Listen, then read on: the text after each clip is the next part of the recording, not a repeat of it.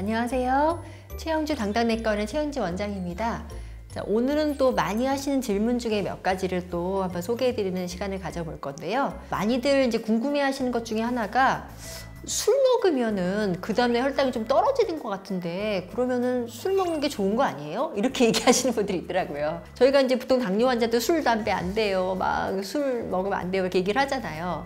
근데 실제 알코올은 사실 저혈당을 유발합니다. 특히 이 술을 너무 많이 드시는 분들은 밥을 잘 안 드세요. 왜냐하면 이게 칼로리가 이미 들어가 버리기 때문에 필요한 에너지는 드시지 않으면서 술만 먹는 경우들, 그런 경우는 저혈당이 엄청 크죠. 그래서 그런 분들이 인슐린 잘못 쓰면 저혈당이 정말 오고 또 오고 막 이런 경우가 생기거든요. 그래서 이 술 많이 드신 분들 저혈당 주의를 꼭 얘기를 하는데, 근데 그럼 술 먹고 나는 올라가던데 이런 분도 있어요. 그거는 알코올 자체 효과가 아니라 이제 술만 먹나요, 우리가?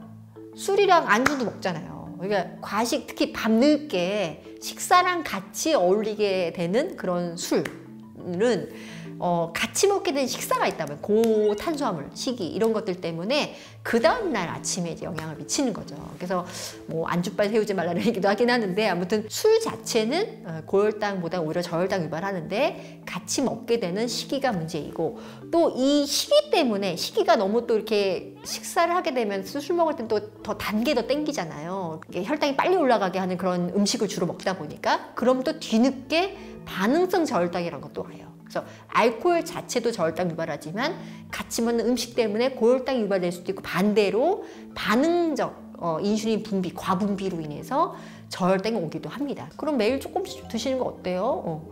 사실 우리가 소량의 음주는 심혈관 쪽에서는 좋다는 데이터가 사실 많아요. 우리가 예전에 제가 심혈관 질환 좋다고 하는 지중해식 식단 말씀드린 적 있죠? 거기 포도주가 들어가잖아요. 와인이 들어가거든요.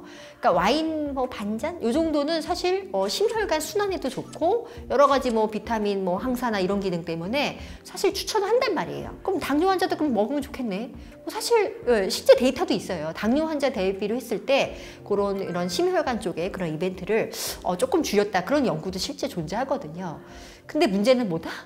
현실적으로 그렇게 적절한 음주, 여기서 적절한 음주는 한두 잔 정도의 음주입니다.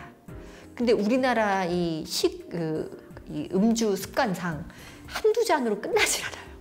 거의 부어라 주어라, 거의 이게 친목 도모식으로 같이 막 마시기 때문에 그렇게 하는 음주는 오히려 더 나쁘다는 데이터가 많죠. 그리고 또 간도 지속적으로 먹게 되면 간 자체의 간경화라든가 간에 지방간도 많이 생기고, 그래서 사실 당뇨병 입장에서는 그런 만성 음주는 추천하지 않습니다. 자, 그 다음 두 번째 질문은요, 또 이런 질문도 많이 하시더라고요.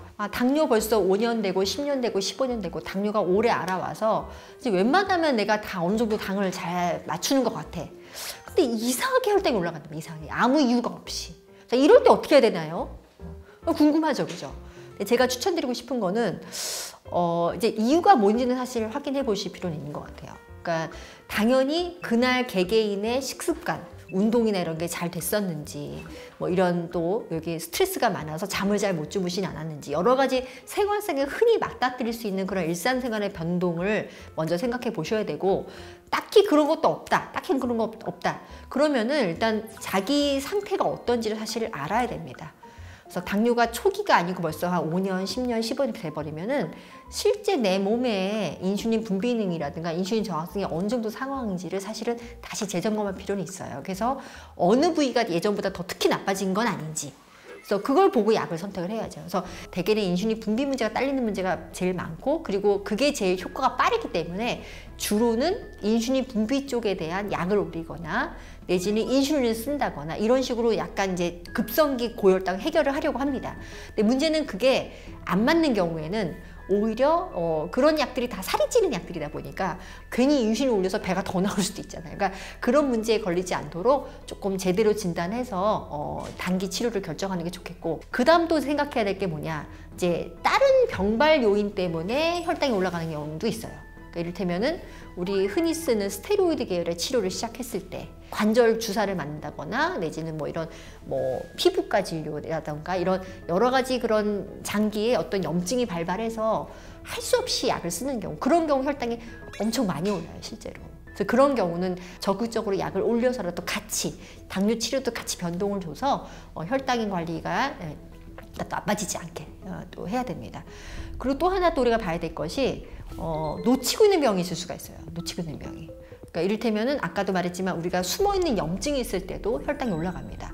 그러니까 인슐린은요 스트레스 호르몬이에요. 그러니까 스트레스를 받으면은 이제 콜티졸 이런 게 막 나오다 보니까 인슐린 작용이 나빠져서 인슐린이 많이 요구가 된단 말이에요.